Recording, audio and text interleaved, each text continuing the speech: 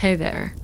So tonight, let's dim the lights, get the blanket, and maybe tuck your feet in because, well, Elizabeth Bathory liked her victims barefoot, allegedly. But don't worry, you're safe.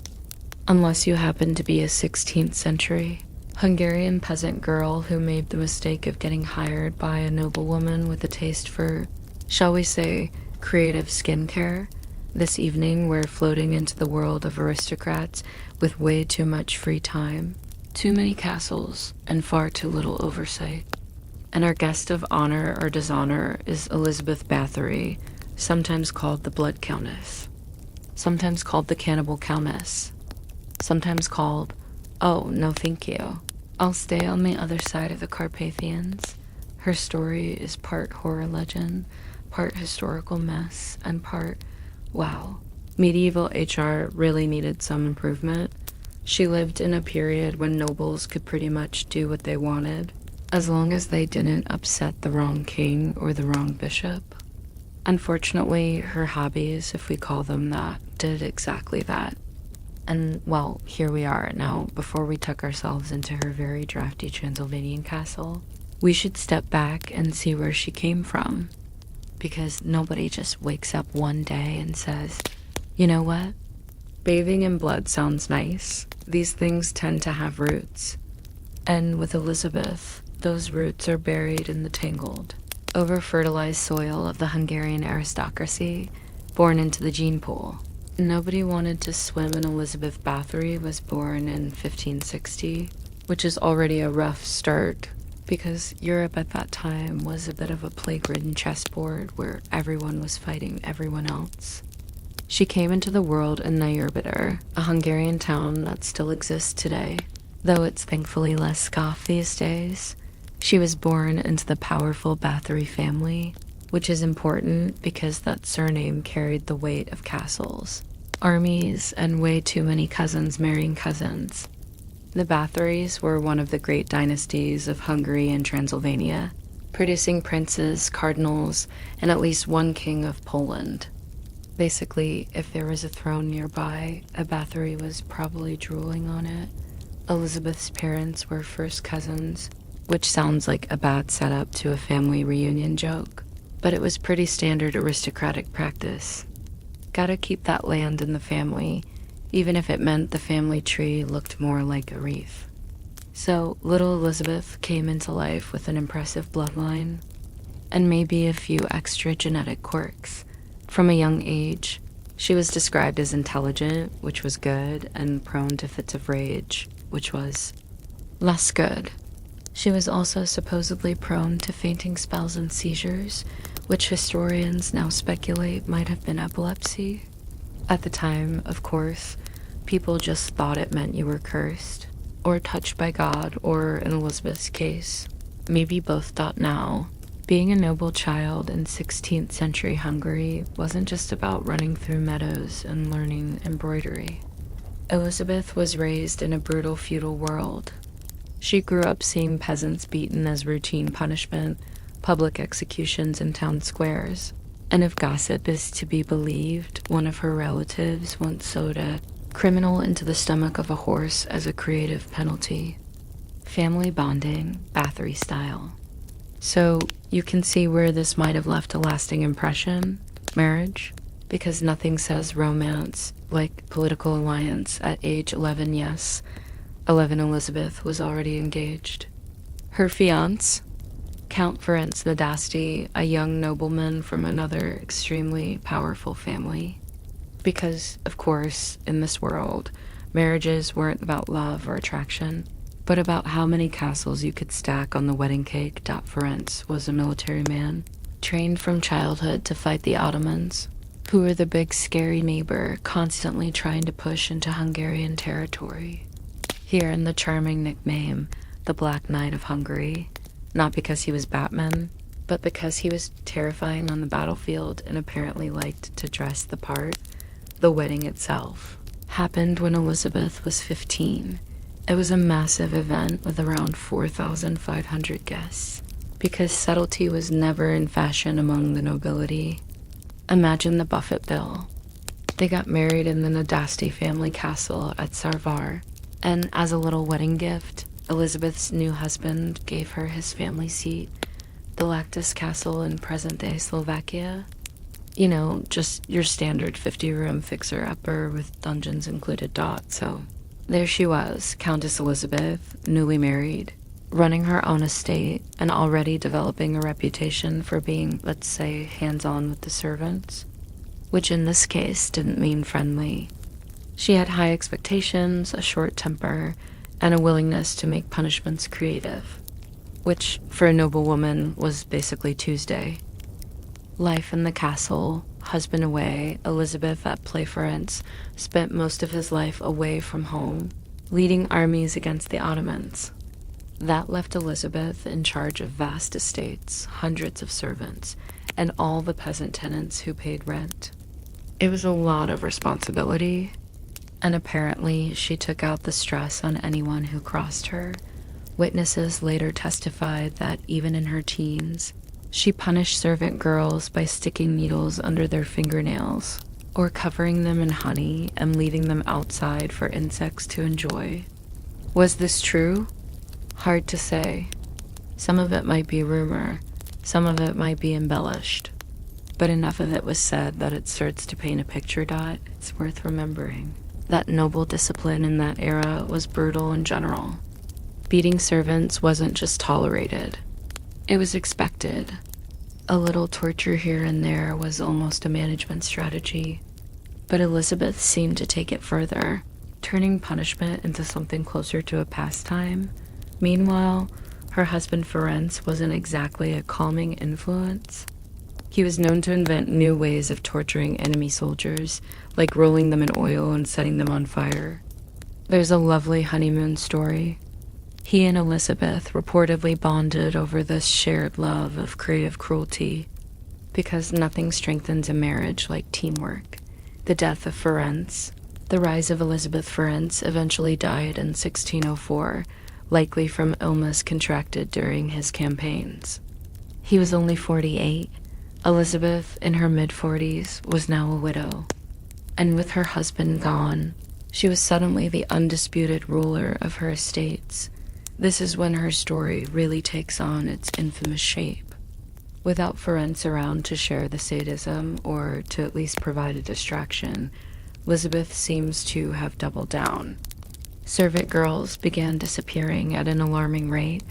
Rumors circulated in the villages. Parents whispered warnings. And eventually, even the nobility started noticing.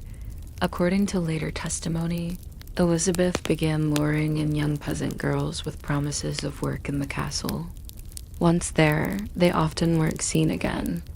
Some stories claim she also targeted daughters of minor nobles, which, if true, was a massive mistake. Peasants were expendable in the eyes of the aristocracy, but harming noble families? That was a fast track to royal attention. This is where the blood-bathing legend comes in. The story goes that Elizabeth once struck a servant girl so hard that blood splashed onto her hand. Later, she thought her skin looked smoother where the blood had touched. From then on, she supposedly bathed in the blood of virgins to preserve her youth. Now, historians widely agree this is probably an exaggeration, maybe even a total myth cooked up later by her enemies. There's no hard evidence she ever literally filled a bathtub with blood, and logistically it would have been, let's say, messy, but it was a powerful story and it stuck. After all, nothing sells a scandal like a little vampire sheiked out the trial that shocked the kingdom by 1610. The rumors had reached a point where even the king of Hungary couldn't ignore them. Matthias II sent investigators, led by Count Georgi Thurzo, to look into what was going on at Castle Cachtice. What they claimed to find was gruesome. Witnesses spoke of hundreds of girls tortured to death, some beaten, some burned, some frozen, some mutilated in bizarre ways. The numbers varied wildly, from dozens to hundreds, even as high as 600, which, let's be honest, sounds like bookkeeping got a little out of hand. When the investigators entered the castle, they allegedly found fresh victims, some dead, some barely alive. Whether this was true or conveniently staged, we'll never know. But the image stuck. Elizabeth Bathory as a blood-soaked monster. Her trial was held in 1611, though technically she herself never stood before the court. Instead, her servants and accomplices were tried. They confessed under torture, which isn't exactly the most reliable source. Still, they confirmed all the worst rumors, and the court was happy to believe them. 3 of her closest servants were executed in spectacularly cruel fashion, burned, mutilated, or decapitated. Elizabeth, however, was spared the death penalty. She was too powerful, too connected, and frankly, too embarrassing to execute.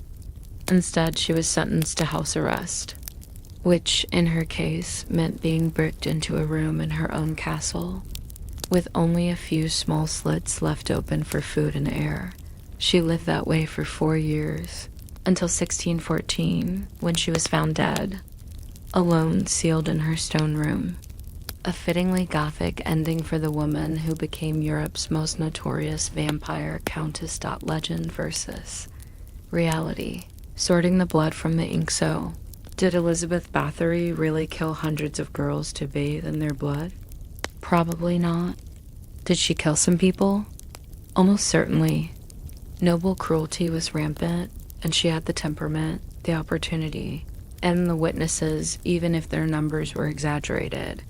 But it's also clear that her legend grew far beyond the truth. She was a wealthy widow with land the crown wanted, and a woman in power at a time when that made people uncomfortable.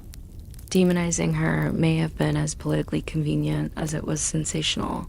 Over the centuries, writers and storytellers turned her into something larger than life. A gothic icon. The original vampires is. A warning that vanity is deadly, and power in the hands of women even more so. In reality, she was likely a sadistic noblewoman who pushed the cruelty of her class to its limit, and in doing so, became a perfect villain for history's bedtime stories. That's a good place to pause, because we've set the stage with Elizabeth's life, crimes, and trial. In the next part, we'll drift deeper into how her legend evolved, why she became a vampire before vampires were cool, and how she compares to other royals with, shall we say, questionable hobbies. So let's tuck ourselves back in.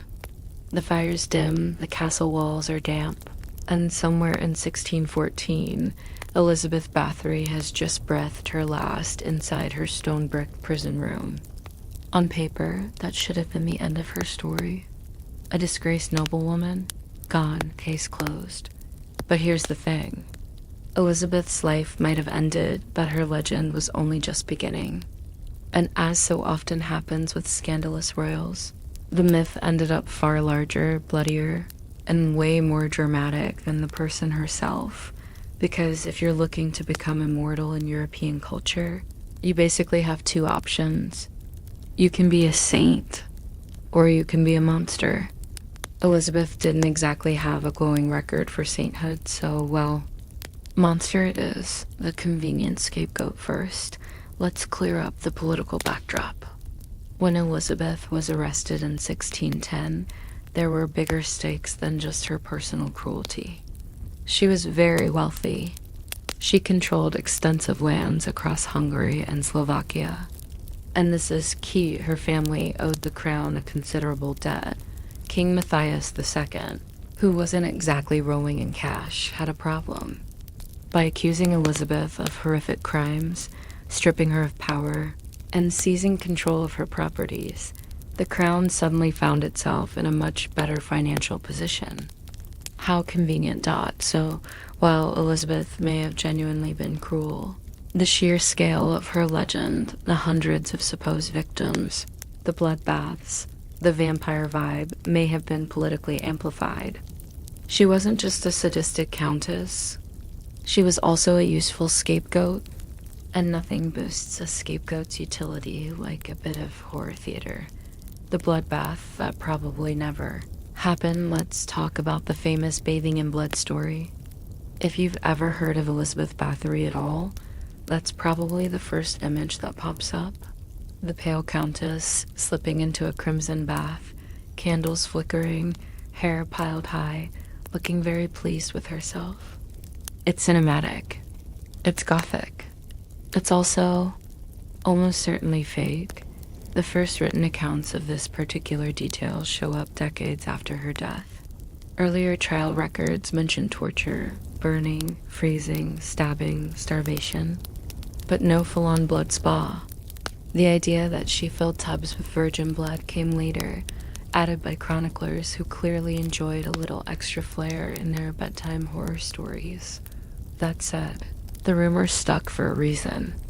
Blood, especially virgin blood, carried a lot of symbolic weight in early modern Europe. Purity, vitality, rejuvenation. Combine that with an aging noblewoman who people already disliked, and voila, you've got the perfect tale of vanity taken to its ultimate grotesque extreme. Was Elizabeth vain? Probably. She was a high-ranking aristocrat who grew up in a culture obsessed with status, appearances, and power. Was she soaking in buckets of peasant girl plasma to keep her skin smooth? Highly doubtful. But if you're looking for an enduring tabloid headline, Countess yells at servant, doesn't sell. Countess bathes in blood does dot from history to folklore by the 18th and 19th centuries. Elizabeth's story had shifted from local scandal into full-blown folklore. Villagers in Slovakia and Hungary whispered about her ghost haunting Cachtice Castle. People avoided the ruins at night, and slowly her image started to merge with another figure rising in European imagination, the vampire. Remember, this was the period when vampire legends were really taking off in Central and Eastern Europe. Reports of blood-drinking corpses were circulating in pamphlets. Writers were fascinated by the idea of nobles who fed on peasants. And along came Elizabeth Bathory, already accused of bathing in blood. You can see how neatly she slid into that cultural niche. She wasn't literally drinking blood in the historical accounts, but symbolically she was perfect vampire material. A wealthy aristocrat preying on poor girls. A woman using youth as an excuse for cruelty. A castle dweller with a taste for nighttime punishment sessions. Add a cape, a pair of fangs, and you'd never know the difference. Elizabeth and literature writers, of course, couldn't resist. In the 18th century, Hungarian and Austrian chroniclers retold her story with increasing flair. By the 19th century, the age of Gothic novels, she had become a full-blown character. Polish and German writers turned her into a vampire's. French novelists leaned into the decadence.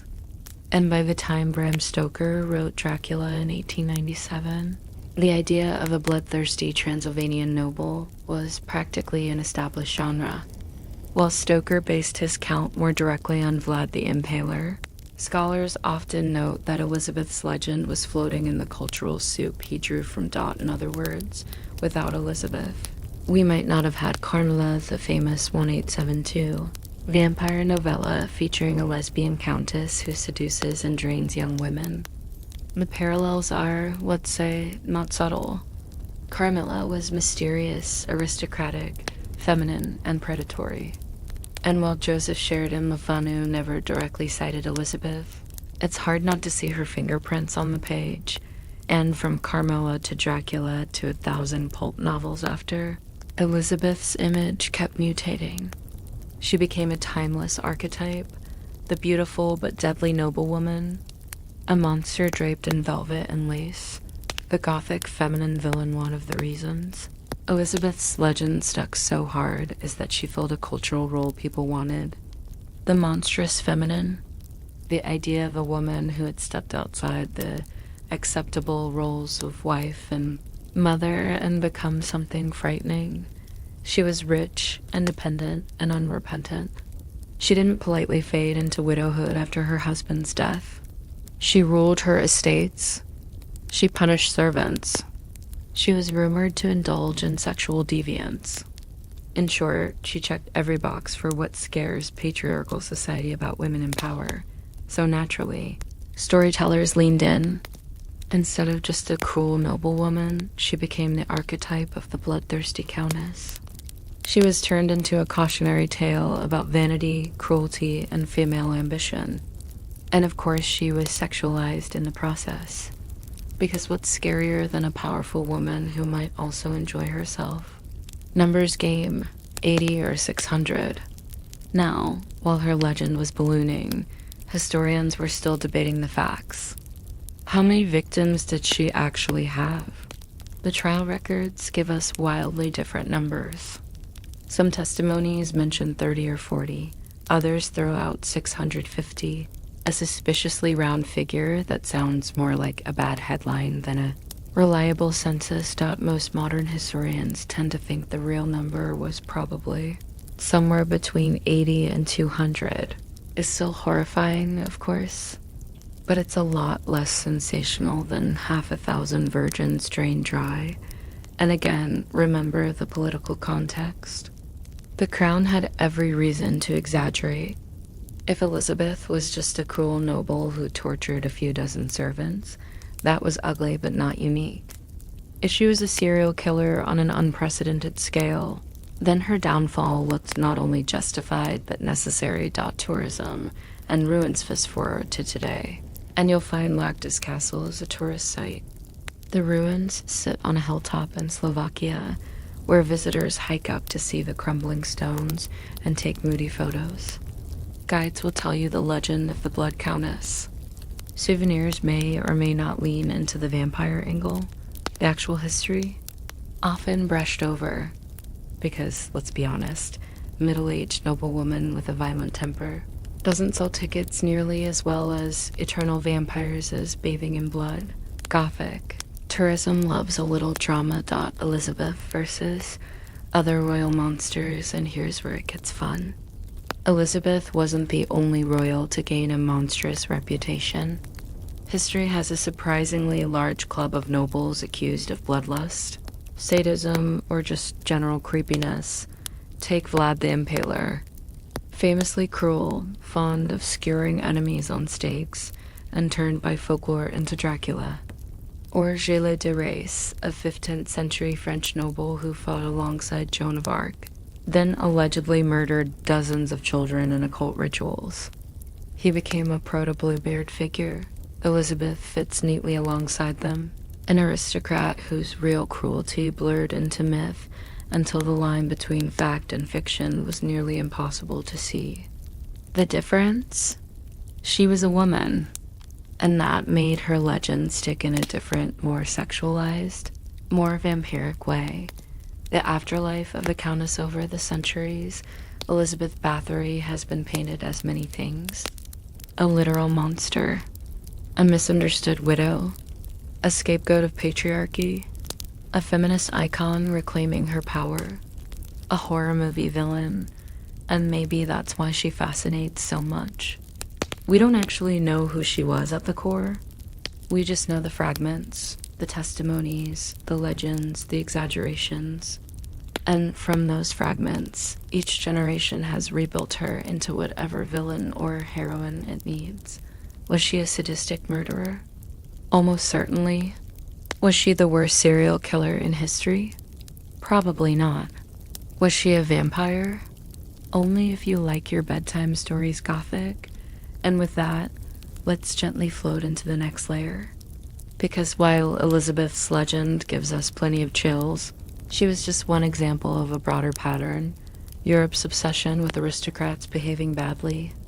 In the next part, we'll wander past some of her fellow nobles who gave her a run for her money in the cruelty department, and sometimes in the inbreeding department too. So, we've wandered through Elizabeth Bathory's gloomy castle, listened to the rumors of bloodbaths, and watched her legend sprout fangs. But here's the thing, she wasn't alone in her monstrous reputation. Europe has always had a soft spot for royals who behave terribly. It's practically a genre. Elizabeth may have earned the nickname Blood Countess, but her aristocratic peers were out there competing for the title of most terrifying person to accidentally serve dinner to. And because history loves balance, there's a cast of kings, counts, and knights who were every bit as violent, eccentric, or scandalous. Let's meet a few of them, slowly, calmly, as though we're leafing through a grotesque medieval scrapbook. Vlad, the Impaler, the original stakeholder. Well, start with the obvious one. Vlad III of Wallachia, better known as Vlad the Impaler. Born in 1431, about 130 years before Elizabeth, he ruled a small region just south of Transylvania. His actual nickname in Romanian was Gapec, which literally means the Impaler. Always a good sign when your people identify you by your favorite execution method. Vlad's reputation was built on, well, impaling people. Thousands of them. He had this delightful habit of sharpening tall stakes, inserting victims through the torso, or let's be honest, lower down, and leaving them slowly slide their way to death. It was apparently both punishment and performance art. The story goes that he once invited rival nobles to a banquet, then had them stabbed and impaled right there at the table. Not exactly a Michelin-starred dining experience. He also supposedly impaled Ottoman prisoners in such great numbers that entire fields looked like morbid forests of bodies. Now, was Vlad unusually cruel for his era? Probably not as much as his legend makes him out to be. The Ottoman wars were brutal on both sides, but just like Elizabeth, Vlad's reputation exploded beyond the facts. German pamphlets painted him as a monster, and centuries later, Bram Stoker borrowed his name for Dracula, because apparently nothing says sexy vampire like a man with a steak fetish. So, in the Grand League table of bloodthirsty nobles, Vlad and Elizabeth are practically siblings. He stuck people on sticks. She allegedly bathed in blood, and together, they gave Transylvania one of the darkest reputations in European folklore. Gilles de Rais, France's Bluebeard next stop, France. Meet Gilles de Rais, a 15th century noble who managed to fight alongside Joan of Arc, rise to the rank of Marshal of France, and then go down in history as one of Europe's most notorious child murderers. Quite a resume. Gilles was fabulously wealthy, flamboyant, and known for hosting over-the-top theatrical productions that bankrupted his estates.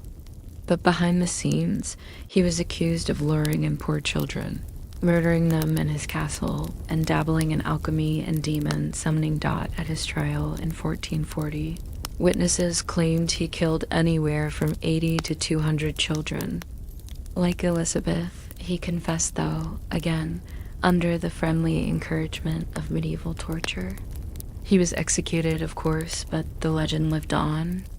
In fact, he became fused with the fairy tale figure of Bluebeard, the rich nobleman who murders his wives. Historians debate whether Gilles was really guilty or whether, like Elizabeth, he was the victim of political enemies eager to seize his lands. But either way, his reputation stuck. Elizabeth bathed in blood. Gilles murdered children for occult rituals. A grim partnership if ever there was one. Ivan, the terrible czar of overreaction moving eastward. Let's dimly light up Russia, where Ivan IV, better known as Ivan the Terrible, took the crown in 1547. Ivan is often remembered as Russia's first czar, but he could just as easily be remembered as the guy you definitely don't want to spill soup in front of. Ivan had a famously volatile temper. He reorganized Russia, centralized power, and then also built a private terror police called the Oprichniki, who roamed the land in black clothes, carrying dogs' heads and broomsticks as symbols of sniffing out treason and sweeping it away. Charming. His favorite pastime was inventing new ways to execute people, boiling, roasting, and allegedly a fondness for impaling too. One of his most infamous moments came in 1581 when, in a fit of rage, he struck his own son with an iron staff, killing him, which you have to admit is not a great family bonding activity. Compared to Elizabeth, Ivan wasn't accused of bloodbaths or vampirism. He was more of a generalized atmosphere of terror kind of guy. But the effect was the same. a noble whose cruelty became legend, his real political achievements overshadowed by the stories of madness and violence. Peter the Cruel, Spain's branding. Problem now, if you're a king and people call you the Cruel, you can guess how history remembered you. Peter of Castile ruled Spain in the 14th century, and his reputation is, let's say, mixed. His supporters called him Peter the Just. His enemies, who happened to write more chronicles, called him Peter the Cruel. Guess which one stuck? Peter was accused of murdering rivals, executing nobles without trial, and even killing his half-brother in single combat. His reign was a swirl of political instability and personal vendettas. He wasn't accused of cannibalism or bathing in blood, but cruelty was still his brand, which makes him part of the same club as Elizabeth. Not the blood-soaked spa package tier, but certainly the don't annoy me or you'll regret it membership. Pattern of power and paranoia. What do all these figures, Elizabeth, Vlad, Gila, even Peter, have in common? Well, besides the obvious overcommitment to cruelty, they all lived in societies where rulers had nearly unchecked power over life and death. If you were a peasant under Elizabeth, your options were limited. File a complaint to whom? The Countess herself? Good luck, run away. Your family would still be trapped.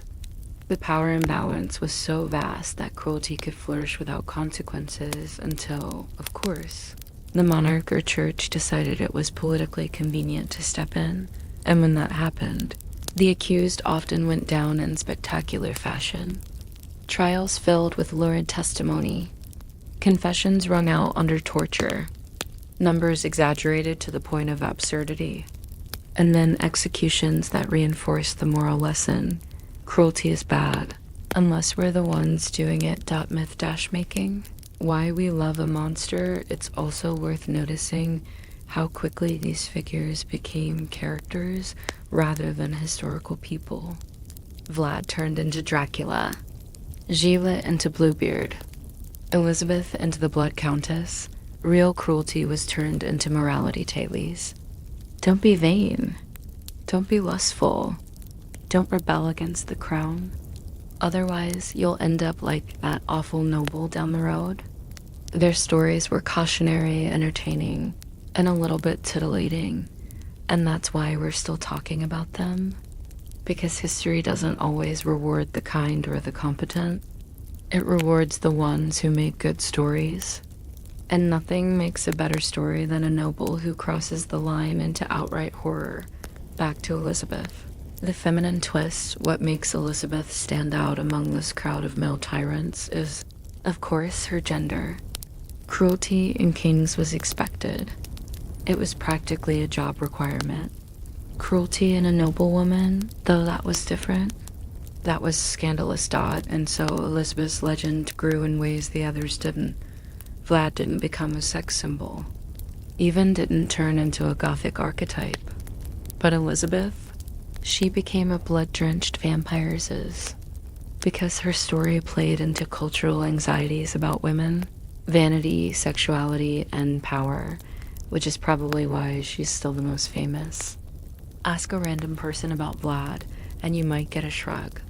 Ask about Elizabeth, and you'll get at least one person saying, "Oh yeah, wasn't she the one who bathed in blood?" Myths travel best when they come with scandal and a bit of glamour, wrapping tonight's gallery of ghouls. So, as we close the dusty scrapbook, what do we see? A pattern. Nobles who had absolute power. Nobles who indulged their darkest impulses. And societies that, eventually, turned them into monsters for the cultural stage. Elizabeth Bathory may have been Hungary's most infamous countess, but she was part of a much larger tradition. A tradition where aristocrats became cautionary tales, and where cruelty and rumor intertwined until it was hard to tell one from the other. And with that, let's float gently back toward Elizabeth herself, because while we've seen her peers, the next step in our slow journey is to trace how her specific legend trickled down into later centuries, into Gothic novels, vampire films, and even the modern horror industry. She may have died in a bricked-up room in 1614, but she's been very busy since. So, we've seen Elizabeth, the historical noblewoman, Elizabeth, the alleged torturer, and Elizabeth, the folkloric monster. Now, let's drift into the centuries after her death, when she stopped being a person at all and became a cultural ghost. Because if Elizabeth had stayed just another cruel Hungarian aristocrat, we probably wouldn't be here tonight talking about her. There were plenty of those. What made her survive in memory wasn't her trial record, or even the rumors in her lifetime. It was the afterlife of her image. The way writers, artists, and later filmmakers polished her into a legend. Think of it this way. In 1614, she died in a sealed room. But in 1814, 1914, 2014, and even now, she's still wandering around in imagination, dressed in velvet, dripping with symbolic blood. That's a long run for someone who probably never owned a bathtub big enough to fit one unlucky peasant. Gothic timing, the 18th and 19th centuries were a golden age for turning real-life oddities into Gothic nightmares. Castles were crumbling. Superstition was still fashionable. And aristocratic cruelty made a perfect subject for novels written by candlelight. Elizabeth's story slid right in. She was, after all, already equipped with the main props: a ruined castle, missing servant girls, whispers of satanic rituals, and of course, her signature beauty cream made of blood. All a writer had to do was nudge her a little closer to vampirism, and voila, instant Gothic icon dot, the first real literary depictions of her started, appearing in the 1720s and 1730s, when vampire panics were sweeping through Central Europe. Reports of corpses rising from graves and sucking blood made their way into newspapers and pamphlets. Against that backdrop, Elizabeth looked like Exhibit A dot by the 18th century. She was already being described in printed accounts as not just cruel, but unnaturally cruel. Not just vain, but terrifyingly vain. And from there, the slope to blood-drinking vampire was very short indeed. Carmilla and the Lesbian. Vampire fast forward to 1872.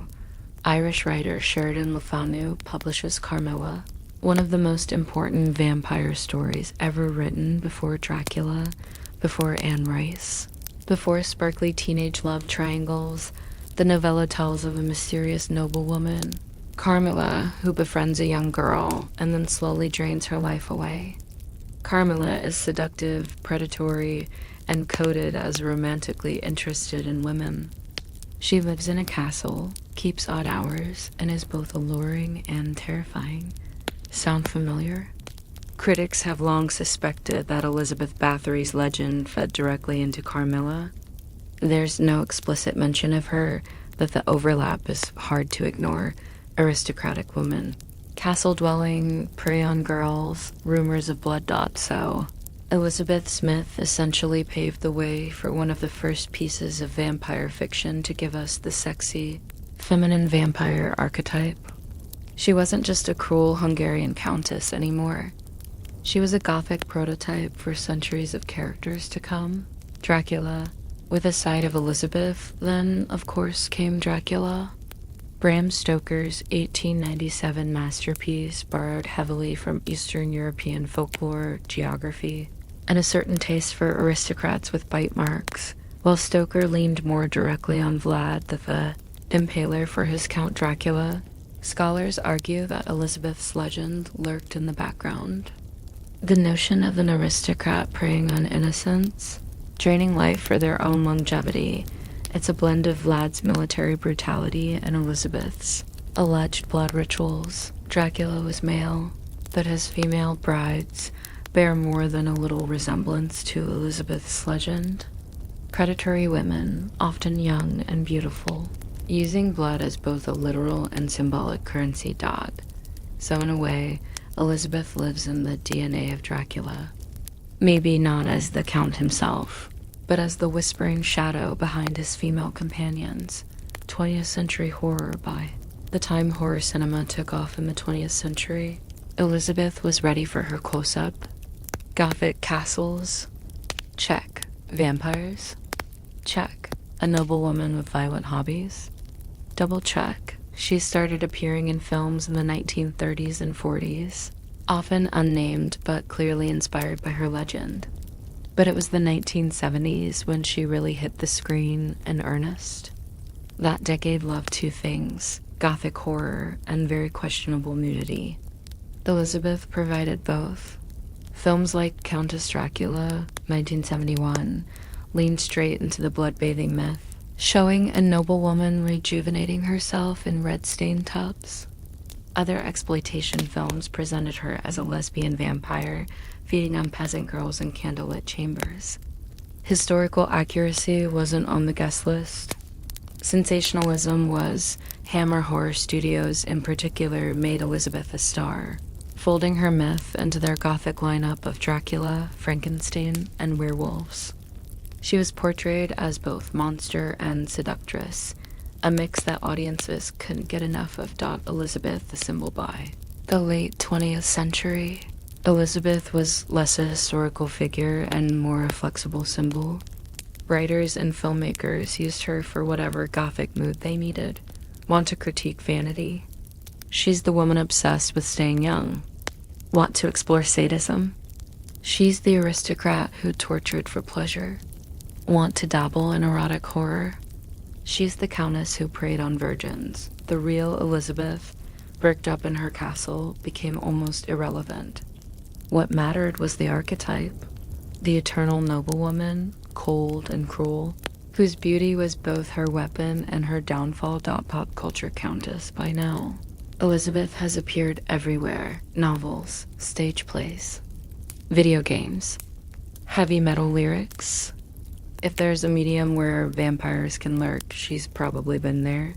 She's shown up in anime, in role-playing games, in horror anthologies, and of course on ghost tours around Slovakia and Hungary. Her name is shorthand for decadence, cruelty, and blood. Even mainstream culture borrows her lightly. When Lady Gaga played a vampiric countess in American Horror Story, Hotel, critics immediately pointed out the Elizabeth Bathory parallels. A glamorous noblewoman feeding on youth to preserve her beauty. That's the Blood Countess all over again. Why she's stuck, but why did Elizabeth stick in pop culture when so many other cruel nobles didn't? After all, Ivan the Terrible isn't getting his own vampire franchise. Gila Gervais doesn't show up in metal lyrics nearly as often. The answer, I think, lies in the combination of cruelty and glamour. Elizabeth wasn't remembered as a hulking brute, or paranoid tsar, or a ranting warlord. She was remembered as beautiful, vain, and aristocratic, and that made her adaptable to gothic romance, horror films, and modern entertainment. In other words, she fit the costume. Flowing gowns, flickering candles, dripping chalices. You don't have to stretch much to see her as a gothic character, the real woman. Lost in shadows, of course. By this point, the real Elizabeth is gone. She's almost impossible to recover. The woman who ran estates, clashed with neighbors, worried about Ottoman raids, and micromanaged servants is buried under centuries of myths. Was she guilty of mass murder? Probably, though maybe not on the grand scale described. Was she cruel? Almost certainly. But whether she actually bathed in blood, seduced young women, or turned into a vampire in her spare time, that's all cultural embroidery. But maybe that's the point.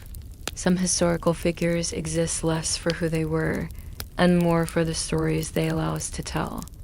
Elizabeth Bathory is one of those. Closing the curtain, so from castle walls to gothic novels, from Carmilla to Dracula, from hammer horror to pop culture, Elizabeth has walked a long, bloody path. She's proof that once you're labeled a monster, history will happily keep you alive for centuries, no matter what the truth was. And now that we've followed her into literature and cinema, maybe it's time to drift sideways again, to step back into the broader trend. Because Elizabeth wasn't the only noble to have her image inflated into Gothic legend. Some were made into saints, others into cautionary tales, and still others into cautionary bedtime tales like the one you're listening to now. But before we meet those, let's let Elizabeth rest for a moment in her ruined Slovakian castle. She's been busy enough. So, we've spent quite a while in the flickering candlelight of Elizabeth Bathory's castle, and I think she's earned a nap now, which leaves us with a question: where do we float next? Well, since Elizabeth's reputation was so wrapped up in blood, youth, and beauty, it seems fitting to glide into another corner of history where youth was anything but beautiful.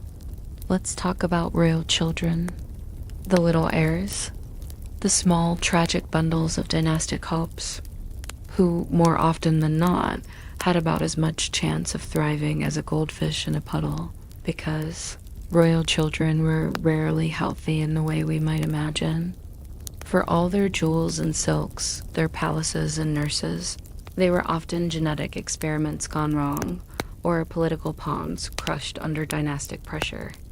Tonight, we're going to drift through a few of the most fragile little royals who somehow managed to become symbols of their era.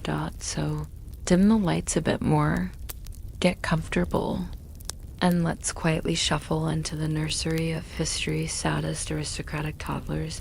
The Habsburg Jaw Starter Packet. Would be impossible to talk about sad royal children without inviting the Habsburgs to the party. They practically trademarked hereditary misfortune. Take poor Charles II of Spain, for example. Born in 1661, he was the product of too much family love, and by love, I mean his parents were uncle and niece. Always a strong genetic opening move. From birth, Charles was physically weak. He couldn't walk until he was about 4. Couldn't talk properly until he was almost 8. His famous Habsburg jaw was so pronounced that he struggled to chew food at all, and his body was a patchwork of ailments, epilepsy, intestinal problems, infertility, you name it. His nickname in Spain was El Hechizado, the Bewitched, because people genuinely thought no one could be that unlucky without supernatural interference. As a child, Charles was indulged but pitied. Surrounded by courtiers, weighed down with ceremonial titles, but essentially treated like a fragile porcelain doll that no one dared to drop. Imagine a nursery where every lullaby is also a prayer for the continuation of the dynasty. That was Charles's childhood. Spoiled in luxuries, but hollowed out by biology. Tiny dolphins and short lives France wasn't much better. The French monarchy had a grim pattern of pinning all its hopes on young heirs, only to watch them collapse. Consider Louis, Duke of Brittany, the grandson of Louis XIV, the Sun King himself. Born in 1707, he was heir to the throne after his father and older brother both died. For a few months, this toddler was technically the most important person in France. He wore miniature versions of regal outfits. Courtiers bowed to him. He was fed with spoons of gold, and then, at the age of 5, he died of measles. That was it. Centuries of Bourbon ambition, pomp, and ritual, undone by a childhood illness that swept through Versailles like a cold in a kindergarten. In the span of weeks, the dynasty's careful succession plan collapsed, and the crown eventually skipped sideways to Louis XV. So in France, childhood wasn't about teddy bears and lullabies. It was about being propped up on velvet cushions and prayed over by priests, while the specter of disease hovered constantly over the cradle. The Tudor children, small and doomed. Let's drift over to England for a moment, where the Tudors put on one of history's bleakest nursery dramas. Henry VIII's obsession with producing a male heir turned the lives of his children into a political pressure cooker. His son, Edward VI, technically succeeded him in 1547, but Edward was a sickly boy from the start. Descriptions of him as a child paint the picture of a pale, studious boy, endlessly fussed over by doctors and tutors. He was king at 9 years old, ruling through regents, and dead by 15. Likely tuberculosis stopped Mary and Elizabeth, his sisters, had their own childhood troubles, Mary traumatized by her mother's divorce and her father's constant emotional whiplash. Elizabeth sent into semi-exile and nearly executed more than once. None of Henry's children had what you'd call a relaxing upbringing. Edward's case stands out because he was a child king who barely had time to act out the role. He was dressed in ermine, paraded before courtiers, and endlessly compared to biblical kings like Josiah. Behind the pageantry, though, was just a pale teenager coughing into embroidered handkerchiefs, the little emperors of Russia, and then there's Russia, which had its own sad tradition of fragile heirs. Alexei Nikolaevich, the son of Nicholas II, the last Tsar, was one of the most famous royal children defined by illness. Born in 1904, Alexei was heir to the Russian throne, but also a hemophiliac. A small cut or bruise could turn into a life-threatening bleed.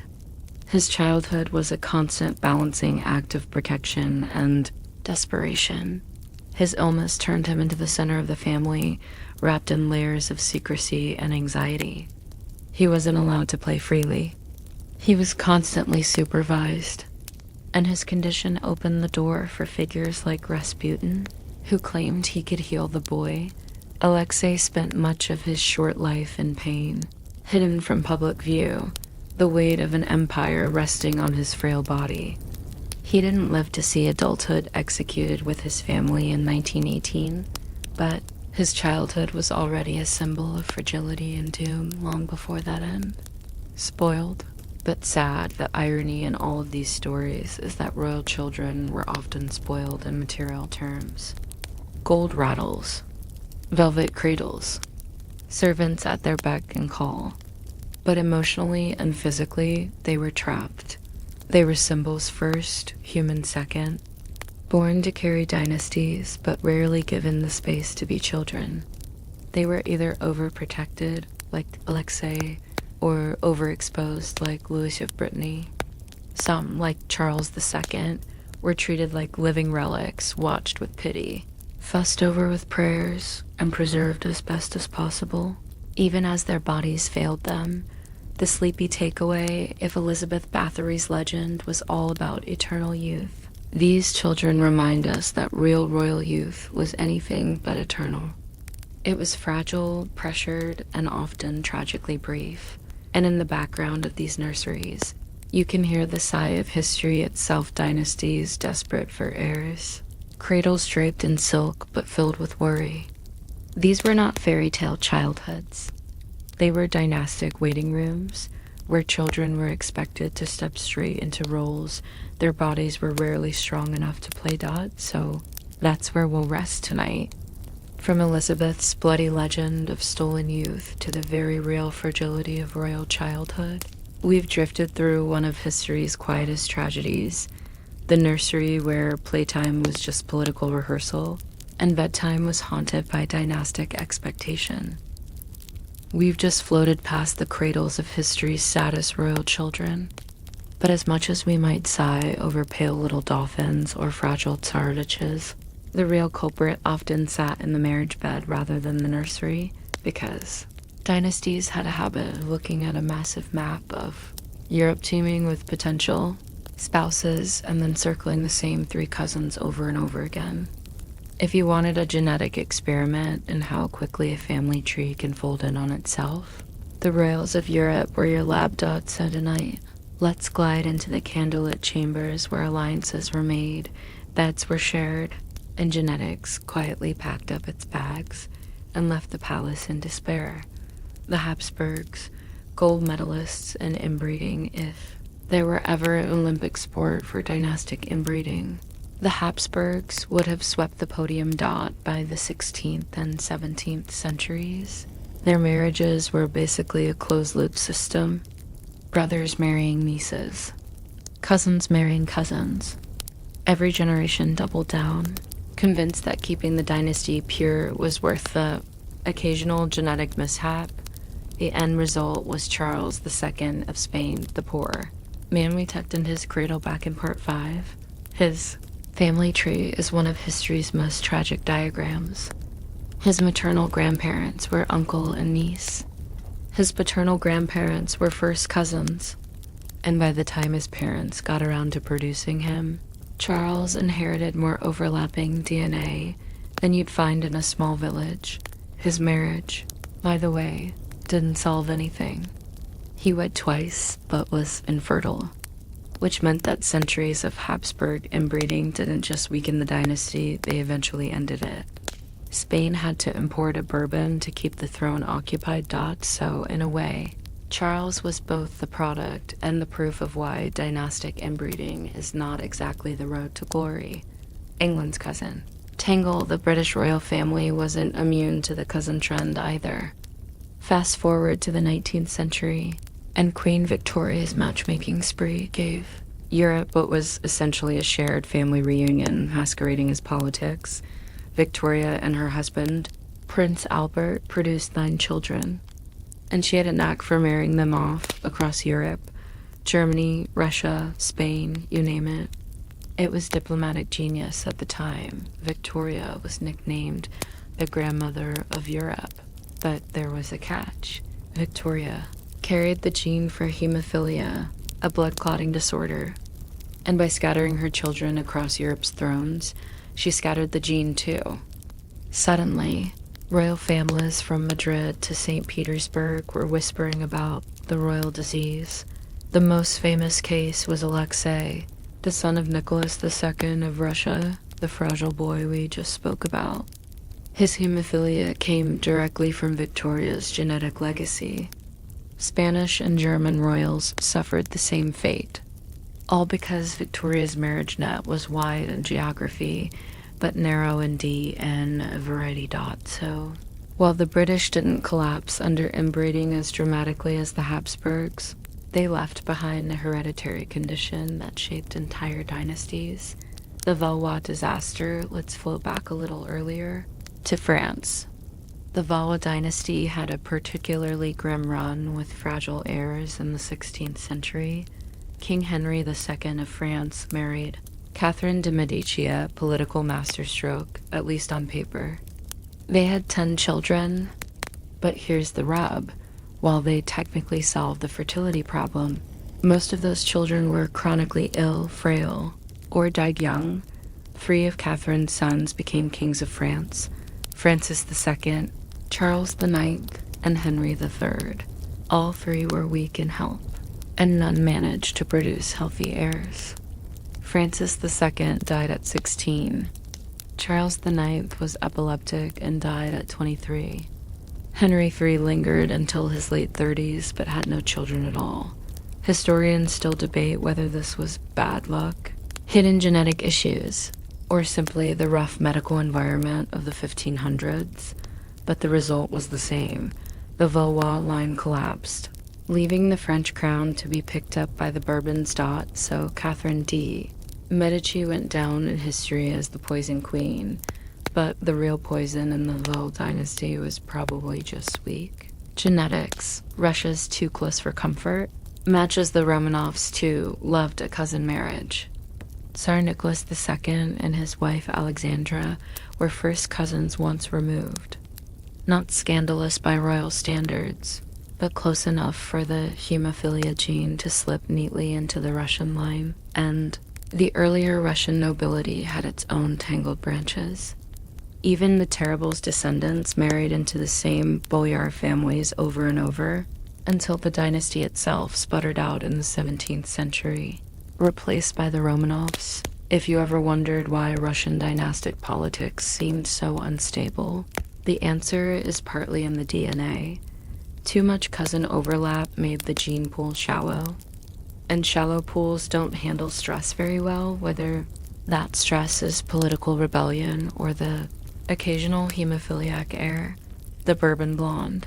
Cursed back in Spain after the Habsburg collapse, the Bourbons took over, and while they were technically fresher blood, they didn't exactly reinvent the marriage wheel. Louis XIV, the Sun King, arranged marriages for his children and grandchildren with an eye toward political dominance. which meant cousin matches again and again. His grandson Philip V became the first Bourbon king of Spain, and by the 18th century, the Spanish Bourbons were already spiraling into their own cycle of hereditary problems. By the 19th century, the dynasty was struggling with recurring mental health issues. Ferdinand VII of Spain was known for wild mood swings and paranoia. His daughter Isabella II was described by contemporaries as erratic and hysterical. Were these purely environmental stresses? Perhaps, but with the Bourbon-Habsburg hybrid gene pool, it's safe to assume biology wasn't helping. The subtle tragedy of marital strategy. It's worth pausing to note why royals kept making these choices. They weren't trying to produce weak heirs on purpose. Quite the opposite. For centuries, marriage was a tool of survival for dynasties. The closer the match, the more secure the alliance. Marrying a cousin meant land, titles, and wealth stayed within the family. It also meant fewer foreign claims on the throne. So every time a monarch signed a marriage contract between two relatives, they were thinking about politics, not genetics. The tragedy is that their careful strategies often destroyed the very dynasties they were meant to secure. Spoiled weddings. Spoiled genes. The weddings themselves were, of course, grand affairs. Glittering ceremonies, choirs, processions, feasts. Portraits painted to show glowing brides and princely grooms. But behind the velvet curtains, you could almost hear the family tree creaking under the weight of repetition. The young couple smiling stiffly at the altar were often third cousins at best, sometimes uncle and niece, occasionally aunt and nephew. It's little wonder the next generation's cradles were filled with children who struggled to walk, talk, or live beyond adolescence. The sleepy takeaway. So, if Elizabeth Bathory was haunted by her obsession with youth, and royal nurseries were haunted by fragile children, royal marriage beds were haunted by poor choices and partners. The irony is that these marriages were supposed to protect dynasties from collapse. Instead, they often sped it up. Thrones wobbled. Succession lines snapped. And entire dynasties ended not with a bang, but with a weak heir coughing in a velvet cradle. So tonight, we've drifted through bedrooms as much as nurseries, through wedding vows that echoed with dynastic ambition, and through the genetic consequences that quietly unraveled empires. And as the candlelight dims a little further, maybe it's time we let the brides and grooms fade into the background, because there's still one more group of royals we haven't tucked in yet, the ones who weren't weak or sickly, but simply dysfunctional. So far, we've tiptoed through castles dripping with legends of blood, shuffled past the velvet cradles of sickly heirs, and peeked into marriage beds where family trees curled back on themselves. All of it has been tragic in its way, but now it's time to loosen the collar a little, because sometimes the problem wasn't weak bloodlines or short lifespans. Sometimes the monarch actually lived long enough to take the throne, and then made a complete mess of it. Welcome to the section of history where crowns sat a little too heavy, where personalities unraveled under the strain of power, and where royal dysfunction became its own kind of bedtime story. Tonight, we're not talking about fragile bodies. We're talking about fragile egos, fragile minds, and fragile tempers.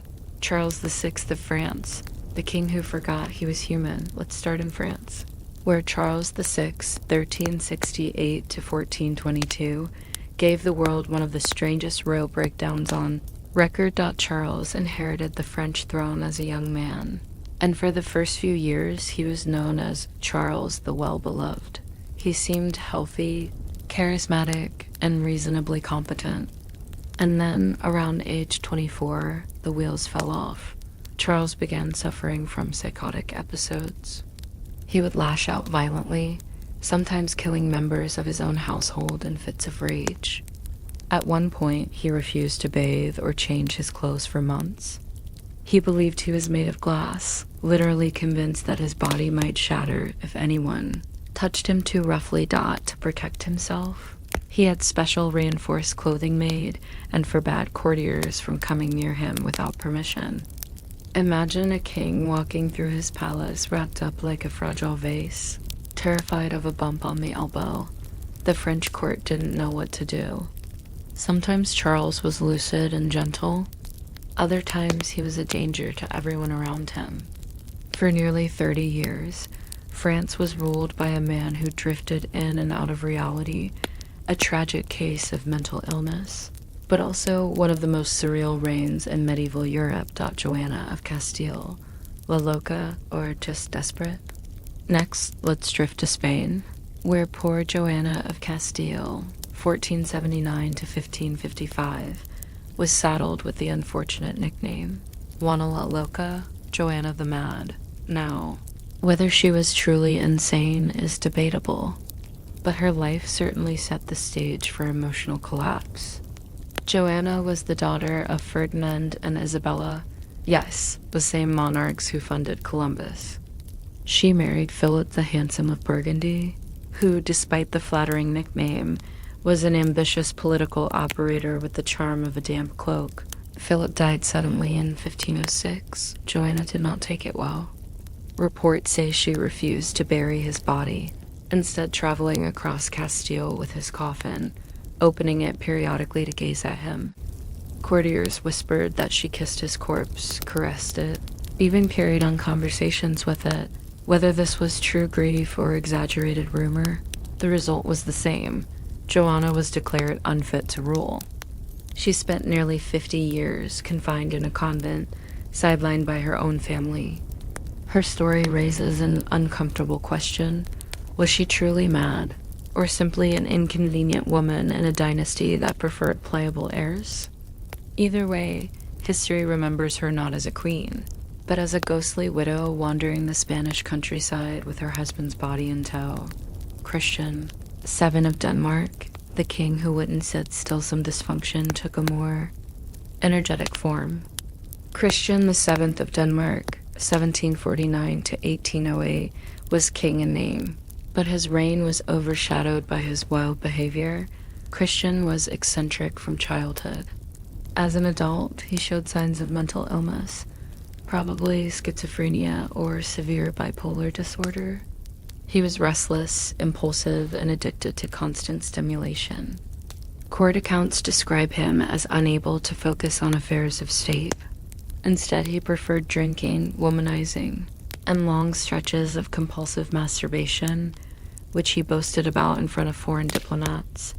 Always a good diplomatic icebreaker, his inability to govern left Denmark in the hands of regents and advisors. Most famously, his physician Johann Struensee effectively took over the government, reforming laws while also becoming the lover of Christian's wife, Queen Caroline Matilda. The resulting scandal ended in Struensee's execution, Caroline's exile, and Christian left as a shell of a king. Wandering aimlessly through the palace corridors, Christian VII reigned for over 40 years, but he was king in title only.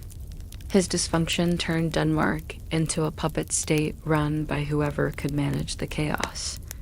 George III of Britain, the Mad King, who was an always mad now, tour of dysfunctional monarchs would be complete without George III of Britain, 1738 to 1820, the so-called Mad King. George is most famous for losing the American colonies, but his personal struggles are equally legendary. Starting in the 1780s, George began experiencing bouts of mania and confusion. He would talk endlessly, sometimes for hours without pause. His letters ballooned into long, rambling streams of words. He grew paranoid and delusional. Later analysis suggests he may have suffered from porphyria, a metabolic disorder, though mental illness is still a possibility. Whatever the cause, his behavior terrified his family and court. At one point, he had to be restrained in a straitjacket.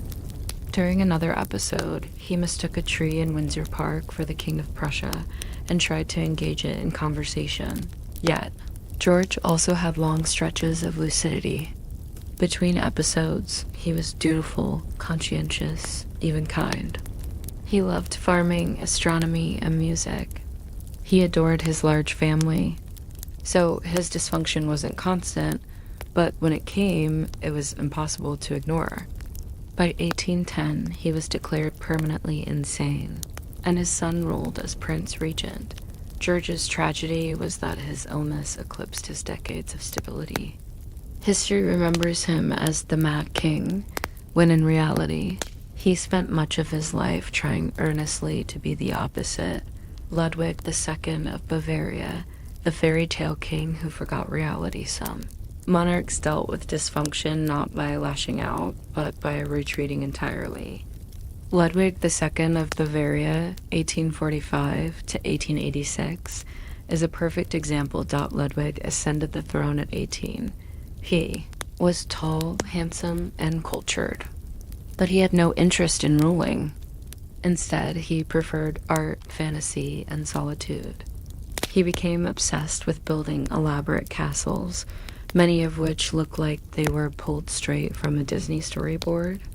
Neuschwanstein Castle, his most famous, was a dreamy Gothic confection perched on a Bavarian hilltop, but Ludwig's escapism had a cost. He bankrupted the treasury on his construction projects. He neglected state affairs. He withdrew from society, speaking mostly to servants, and spending long nights riding through the countryside in a sleigh lit with torches. Eventually, his ministers declared him insane and deposed him. Days later, Ludwig was found dead in a lake under mysterious circumstances. Officially, it was a drowning. Unofficially, conspiracy theories still swirl. Ludwig became a tragic romantic symbol, the king who lived in a fairy tale, only to die in a nightmare. Dysfunction, in his case, was simply an inability to cope with the world outside his imagination, the sleepy pattern what ties all these figures together. Not violence on the battlefield or failure in politics, but the deeply human cracks in their personalities. Some unraveled under mental illness. Some collapsed under grief. Some drowned themselves in fantasy. Others, like George III, were undone by biology as much as by history, and yet their dysfunction shaped entire countries. France reeled under Charles VI. Spain sidelined Joanna. Denmark was ruled by a doctor instead of a king. Britain handed power to a regency. Bavaria was bankrupted by castles that tourists now photograph by the thousands. Dysfunction wasn't just personal. It was political. And because these were monarchies, the line between the two didn't exist. A king's breakdown could change the fate of a nation. The sleepy takeaway, so as we glide toward the end of tonight's wandering, remember this. The crown didn't guarantee stability. Sometimes it amplified instability. The palace could be as much a madhouse as a court, and while history often prefers to present these monarchs as caricatures, the Mad King, the Mad Queen, the fairy tale king, the truth is softer, more human. They were fragile people in gilded cages, their flaws written large across entire nations. Hey again, still here? That means you've made it through quite a ride, from blood-soaked Hungarian castles, through royal nurseries of doomed infants, past wedding altars where the gene pool ran in circles, and across thrones where kings and queens melted down in public view. That's a lot of royal misery for one evening. So let's start softening the edges, dimming the torchlight, and easing ourselves toward the sleepy end, because what all these stories share isn't just darkness or dysfunction. It's the reminder that behind the gilded crowns and heavy robes, monarchs were still just people. Fragile, flawed, occasionally ridiculous, but people all the same. A dynasty is just a family when you strip away the grand titles, the towering castles, and the terrifying portraits painted to intimidate. What you're left with is something simple, a family. A family with feuds, grudges, and sometimes a little too much genetic recycling. Elizabeth Bathory, The so-called Cannibal Countess was really just a noble woman crushed between social pressure, personal cruelty, and later political opportunism. The inbred heirs of Spain and Austria were children caught in the endless tug-of-war of dynasties. The mad kings and queens were human beings who cracked under stress, illness, or grief. If you've ever been to a family reunion and thought, wow, this group is a mess, just imagine one where the stakes were empires and armies. Suddenly, your uncle's weird political rants don't seem so bad. The soft tragedy of power, one of the quiet lessons from all these stories is that power doesn't actually protect people. If anything, it magnifies their weaknesses. A farmer in 1400 could be eccentric, even unstable, and maybe only a handful of neighbors would notice. But if you were king, every mood swing became a political crisis. Every bad marriage became an international incident. Every sickly child was a dynastic catastrophe. Power wasn't a shield. It was a magnifying glass. That's why so many of these royals became historical caricatures. They weren't uniquely dysfunctional. They were just uniquely visible. The crown as a cage, we like to imagine crowns as symbols of glory. But for many of these figures, they were closer to cages. Charles VI of France couldn't retreat quietly into his delusions. He had to be the king of glass. Joanna Castile couldn't mourn privately. She had to do it under the glare of an entire kingdom. George III couldn't have a breakdown in peace. His every rambling word became the stuff of parliament and pamphlets. Even Elizabeth Bathory's story, whether monstrous truth or a political fabrication, only mattered because of her title. If she had been an obscure widow in a rural village, her cruelty would have been forgotten. But as a countess, her supposed crimes became legend. The crown didn't free them. It trapped them. The gentle humor of history, of course. It's impossible not to notice the strange humor that runs through all of this. The king who thought he was made of glass. The queen who carted her husband's corpse around like luggage. The monarch who mistook a tree for the king of Prussia. The handsome nobles who look like stretched potatoes. History is full of grim stories. But when you tilt your head just a little, there's a dry comedy to it all. It doesn't make the suffering less real, but it does remind us that the past wasn't made of statues and solemn faces.